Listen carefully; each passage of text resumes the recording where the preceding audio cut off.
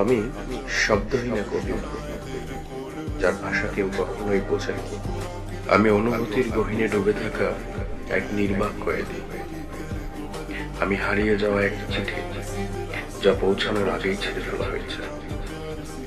আমি এমন এক ফুল, যা ফোটার আগেই ঝরে গেছে। আমি শব্দহীন জীবন, যেখানে কেউ রং ছড়াতে আসে।